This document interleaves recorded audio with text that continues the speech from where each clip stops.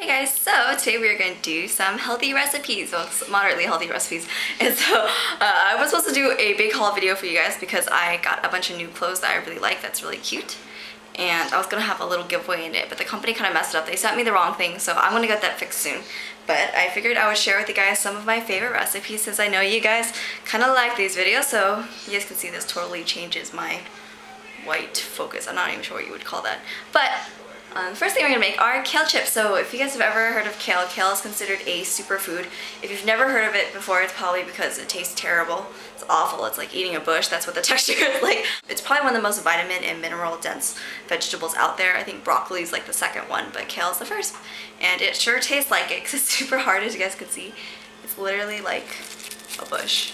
Like if you tried to chew this by itself, you'd probably be grossed out. So I'm going to show you guys how to make it into a chip, kind of. Also, I have a salad recipe for this as well, but I'll probably share that with you guys next time. So kale is a really kind of, like I said, hard food to eat, but this way it makes it really easy. It's really simple. Just going to tear it up in pieces, dry it, make sure it's dry so it doesn't get all weird in the oven. And I'm just going to tear it into smaller pieces. And then I'm going to set your oven to 350 degrees. First thing I'm going to do is I'm going to put the washed, torn up kale on a baking sheet covered with parchment paper. I love to use parchment paper for pretty much everything that I bake. I'm going to give a quick spray all over the place. This is Pam's olive oil spray, so it's pretty much just olive oil in a bottle. They do have like olive oil sprays, little spray bottles you can get. I'm probably going to go looking for one of those, and then I'm just going to take some salt. This is just some chunky sea salt, and I'm going to sprinkle it all over. Give it a quick sprinkle, and then I pop this in the oven for 10 minutes-ish, it depends. Once it looks completely dry and it doesn't seem soggy anymore, that's when you know it's done. And then I'm just going to put it in the oven. So then when you're done, you're going to get something like this. Basically, it just tastes just like dried seaweed if you've ever had that, but it tastes way better than what it does when it's raw. I don't know why, it just completely changes the flavor.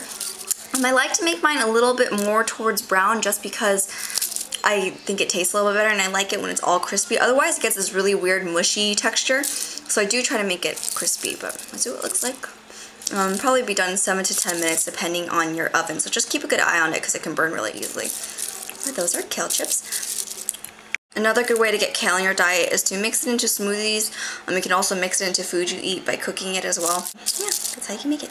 So I'm going to start off with these little slices of zucchini. I just cut it about that thick. I like them to be a little bit thinner. I'm going to take some prepackaged pizza sauce.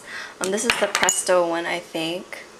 And then I'm just going to put a little dab on each and spread it around. It's probably 40 calories for a quarter of a cup, and that's really all you need. And so a lot of people are going to say, Jackie, pizza is not healthy. Yes, we know this, but we are substituting the zucchini for the bread, which you guys will be surprised actually tastes really good this way. Also, the pizza sauce doesn't have a lot of calories, has tomatoes in it, and then also mozzarella is actually a pretty low-fat cheese. I think that a lot of women tend to go on these really strict, crazy diets, which is why they tend to yo-yo diet a lot.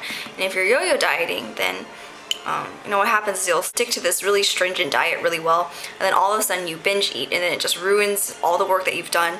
It gets you back into eating unhealthy foods. So I think it's really important to balance your life a little and eat a little bit of fats. And even then, even with this cheese, the whole thing is less than 200 calories, so I don't really think it's a big deal. And then I'm just going to put some mozzarella. I do try to look for the low-fat mozzarella cheese or the skim mozzarella cheese, but it still tastes really good. It tastes the same to me. So put a little bit on top of each. You guys are going to be so surprised at how good this tastes. It's a really great quick meal, really great way to force yourself to eat some vegetables. So I put them all on parchment paper, a clean piece of parchment paper, no olive oil spray or anything. And then I'm going to put these in the oven for about 10 to 15 minutes. It really depends on how powerful your oven is. I like to make my cheese pretty melted and slightly brown. So this is what they look like when they're done. These only took 10 minutes. I prefer to have mine be a little bit crustier, just the cheese. I like it to be a little bit more boiled because I don't like it to be too gooey because I feel like it gets messy. But if you guys want it to not be so brown, then you guys can take it out a little bit earlier. But there you guys go. They're really tasty, I promise. Also, I want to note that cheese is a really good way to get some calcium in, a little bit of fat. That's why people who are on ketogenic diets tend to be pretty happy for the most part, because fat makes you happy. So, you know, just a little bit, always everything in moderation, but it's really good to have some, you know, a little bit of fat in your diet. So that's it. I hope you guys enjoyed my video, and I will talk to you guys next time. Bye!